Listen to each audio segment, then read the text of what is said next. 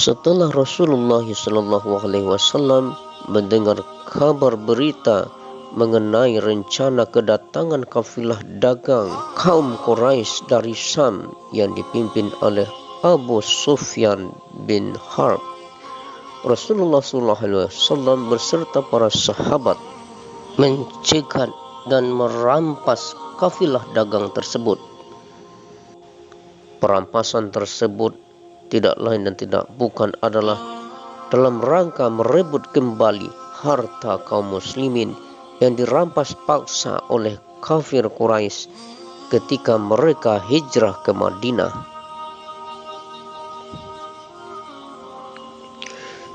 Ternyata apa yang dilakukan oleh kaum muslimin diketahui oleh Abu Sufyan.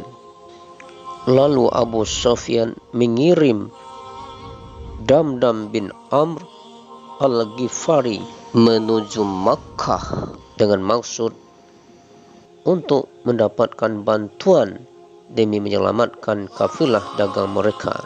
Mendapatkan berita tersebut, kaum Quraisy menyiapkan pasukan menuju Badar, terdiri dari 1000 personil prajurit siap tempur. Di dalam pasukan tersebut terdapat banyak tokoh Quraisy, di antaranya Abu Jahal. Untuk menyelamatkan kafilah dagang, Abu Sufyan mengalihkan jalur kembali ke Makkah melewati pantai. Kafilah Abu Sufyan berhasil meloloskan diri. Kemudian dia mengirim utusan lagi ke Makkah untuk mengabarkan bahwa mereka telah selamat dari pencekatan kaum muslimin.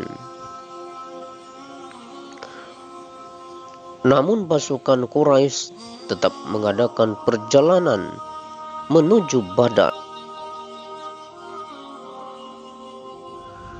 Pada awalnya kaum muslimin tidak mengetahui akan datangnya bantuan pasukan siap perang yang dikirim oleh kaum Quraisy. Setelah Rasulullah SAW mendengar berita tentang kedatangan pasukan bantuan menuju Badar, Rasulullah SAW bermusyawarah dengan para sahabat untuk meminta pandangan para sahabat tentang apa yang mesti mereka lakukan. Salah satu di antaranya adalah Al-Miqdad bin Amr yang dengan tegas mengatakan, "Ya Rasulullah, katakanlah apa yang diperintahkan Allah kepada Anda. Kami tetap bersama Anda." Akan tetapi Rasulullah SAW terus memandang ke arah para sahabat seraya berkata, "Kemukakanlah pandangan kalian kepadaku, wahai manusia." Ketika itu Sa'ad bin Mu'az kemudian menjawab, "Demi Allah, tampaknya Anda menghendaki sikap kami, wahai Rasulullah." Nabi SAW menjawab, "Benar." Lalu Sa'ad berkata, "Kami telah beriman kepada Anda dan kami pun membenarkan kenabian dan kerasulan Anda. Kami juga telah menjadi saksi bahwa apa yang telah Anda bawa adalah benar. Atas dasar itu, kami menyatakan janji dan kepercayaan kami untuk sentiasa taat dan setia kepada Anda. Jalankanlah apa yang Anda kehendaki. Kami tetap bersama Anda. Demi Allah, seandainya Anda menghadapi lautan dan Anda terjun ke dalamnya, kami pasti akan terjun bersama Anda." Dari pendapat tersebut, maka yakinlah Rasulullah SAW, para sahabat telah siap untuk berperang melawan kafir Quraisy. Kemudian Rasulullah SAW menyebarkan intelnya untuk mencari tahu tentang berapa jumlah pasukan Quraisy. Setelah mengetahui jumlah mereka sekitar 900 sampai 1000 orang, kemudian disertai dengan tokoh-tokoh musyrikin lainnya.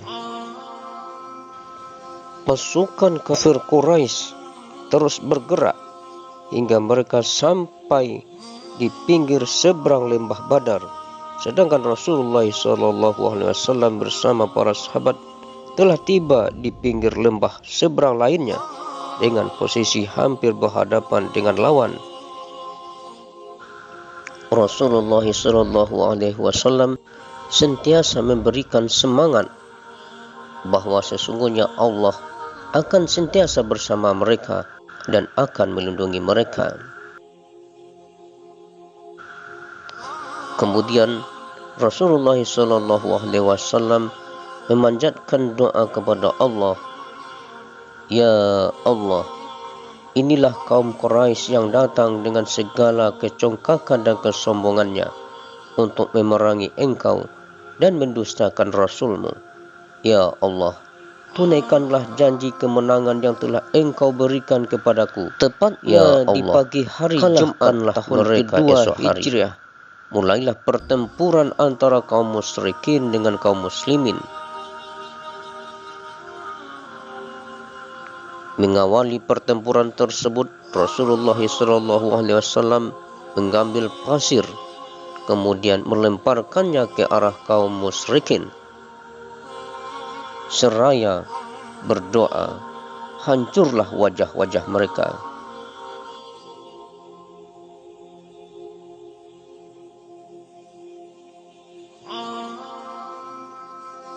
Akhirnya pecahlah perperangan yang dahsyat itu. 1000 pasukan Quraisy melawan 314 para sahabat yang sentiasa dengan yakin kepada Allah demi membela agama Allah dan Rasulnya.